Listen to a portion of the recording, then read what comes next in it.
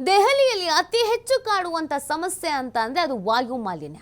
ಬಹು ವರ್ಷಗಳಿಂದ ಅಲ್ಲಿನ ಜನರು ಸಮಸ್ಯೆಯನ್ನು ಎದುರಿಸ್ತಾನೆ ಇದ್ದಾರೆ. ಇದೀಗ ಈ ವಾಯು ಮಾಲಿನ್ಯ ನಿಯಂತ್ರಣಕ್ಕೆ ದೆಹಲಿ ಸರ್ಕಾರ ಒಂದು ಕ್ರಮ ತೆಗೆದುಕೊಳ್ಳೋದಕ್ಕೆ ಮುಂದಾಗ್ತಾ ಇದೆ. ಏನಪ್ಪಾ ಇದು ಕ್ರಮ? ಹೊಸ ಸರ್ಕಾರ ಬೇರೆ ರಚನೆ ಆಗಿದೆ.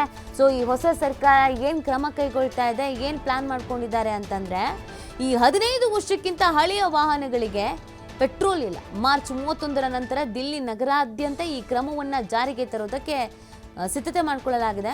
10 ವರ್ಷಕ್ಕಿಂತ ಹಳೆಯ ಡೀಸೆಲ್ ವಾಹನಗಳಿಗೂ ಕೂಡ ಇದು ಅನ್ವಯ ಆಗುತ್ತೆ. ಪರಿಸರದ ಸಚಿವ ಮನ್ಜಿಂದರ್ ಸಿಂಗ್ ಈ ಆದೇಶವನ್ನು ಹೊರಡಿಸಿದ್ದಾರೆ ಅನ್ನೋದು ಗೊತ್ತಾಗ್ತಾ ಇದೆ. ಸೊ ಇದಕ್ಕೆ ಯಾಕಂದರೆ ದೆಹಲಿಯಲ್ಲಿ ಅತಿ ದೊಡ್ಡ ಸಮಸ್ಯೆ ಅಂತಂದರೆ ಈ ವಾಯು ಮಾಲಿನ್ಯ ಸಮಸ್ಯೆ. ಇದರಿಂದ ಆರೋಗ್ಯದ ಮೇಲೆ ದುಷ್ಪರಿಣಾಮ ಬೀರ್ತಾ ಇದೆ. ಬಹು ವರ್ಷಗಳಿಂದ ಇದಕ್ಕೊಂದು ಏನಾದರೂ ಒಂದು ವ್ಯವಸ್ಥೆ ಮಾಡಬೇಕು ಅಂತ ನೋಡ್ತಿದ್ರು ಕೂಡ ಆಗ್ತಿಲ್ಲ.